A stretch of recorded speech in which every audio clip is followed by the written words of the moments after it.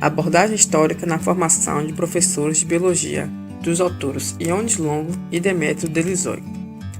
Nesse trabalho, os autores abordam diversos níveis de entendimento do processo de reprodução ao longo do tempo, enfatizando os questionamentos dos modelos apresentados com o intuito de que os alunos passem a compreender os desafios da formação do conhecimento científico. Começando com os modelos gregos, a reprodução humana era sinônima de dupla semente, onde o pai e a mãe intervêm no processo de geração, o que é chamado de modelo epigenista. Mas existem muitas questões relacionadas a esse modelo, como quais seriam essas sementes? Que papéis desempenham cada uma na geração de novos seres vivos? Hipócrates, frequentemente considerado como o pai da medicina, foi um filósofo grego que nasceu em Tessália, provavelmente em 377 a.C. Nas obras de Hipócrates, pode-se diagnosticar doenças como a malária, papeira, pneumonia e tuberculose.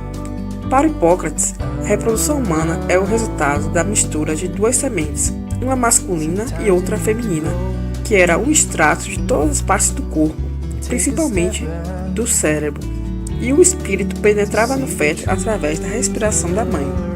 Para ele, existiam dois tipos de semente, uma forte e uma fraca. Se o pai e a mãe fornecerem a forte, isso geraria um macho.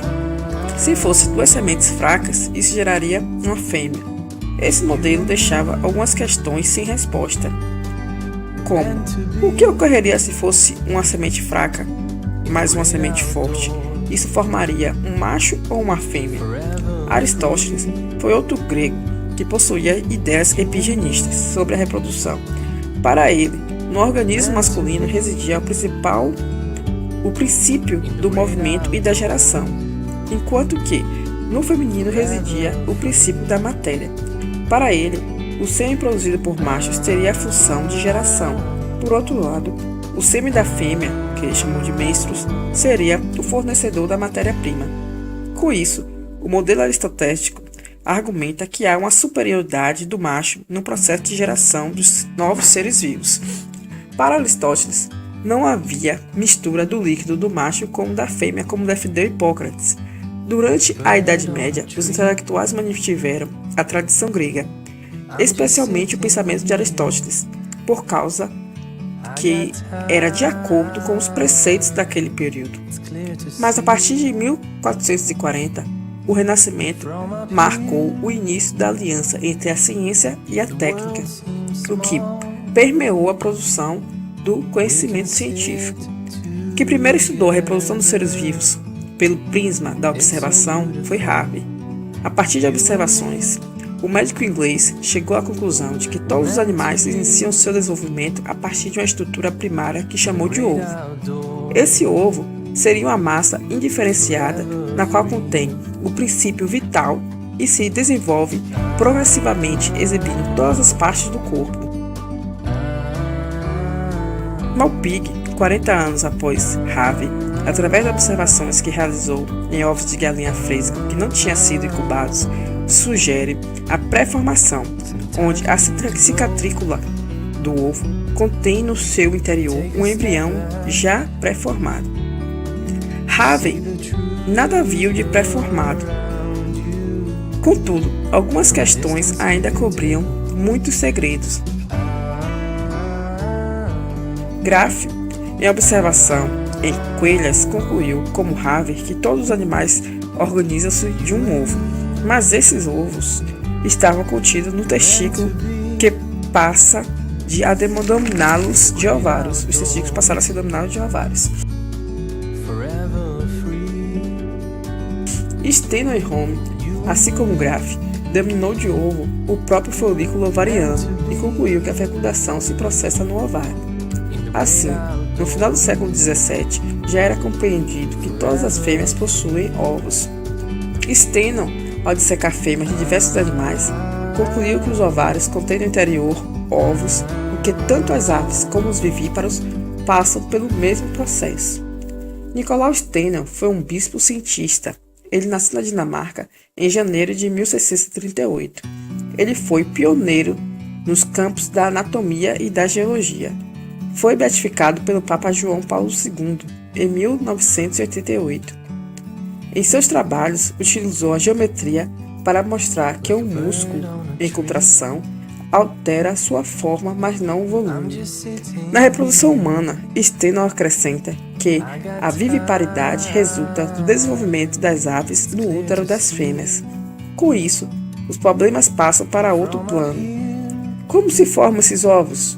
Eles podem se formar sem um coito? Esses ovos são expulsos mensalmente com a menstruação ou só se desprendem por ocasião do coito? Leeuwenhoek foi um cientista amador e ele foi o primeiro a identificar os espermatozoides e denominou os espermatozoides de animalcule. Com essa descoberta, surgiram novas falsas pistas da pré-formação. E no final do século XVII, se existiam ovos nas fêmeas, havia também os animalculos nos machos. E surgem então novas questões. Qual das duas sementes contém o germe pré-formado? E aí ocorre a formação de duas teorias pré-formistas, o ovismo e o animalculismo. Que o von Baur identificou o ovo de uma cadela e atacou assim os modelos pré-formistas, porque identificou uma estrutura que não tinha nada a ver ainda com uma estrutura pré-formada e o espermatozoide. Mas ainda surgem outros questionamentos. Há ou não há penetração do espermatozoide no ovo? Há um ou vários espermatozoides que intervêm? Carregam eles o embrião, o princípio fecundante, ou fazem eles apenas propagá-lo à maneira dos insetos? Então, posteriormente vem a teoria celular, onde ficou evidente que a célula é ao mesmo tempo a unidade de todo ser vivo e o ponto de partida de todo o corpo organizado. E no que tange à reprodução, a teoria celular colocou um ponto final ao prolongado debate entre a pré-formação e a epigênese. Desvendando a fecundação. No final do século XIX, a questão da reprodução se retomada com fôlego por inúmeros pesquisadores.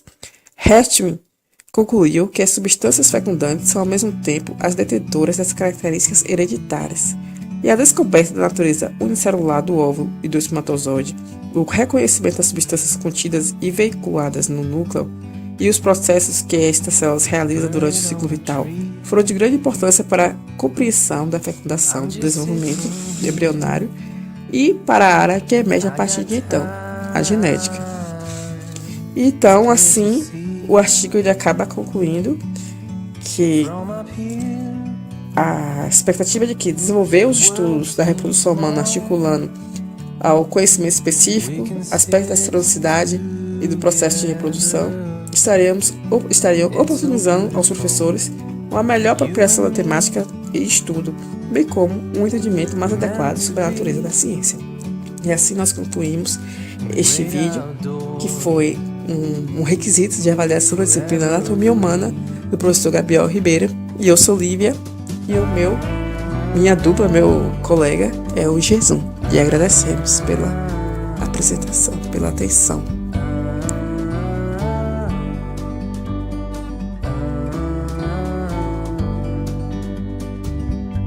Sometimes you need to go and take a step back to see the truth around you. From a distance you can tell.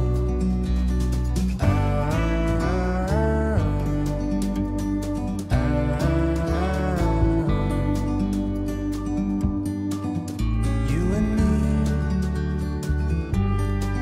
were meant to be.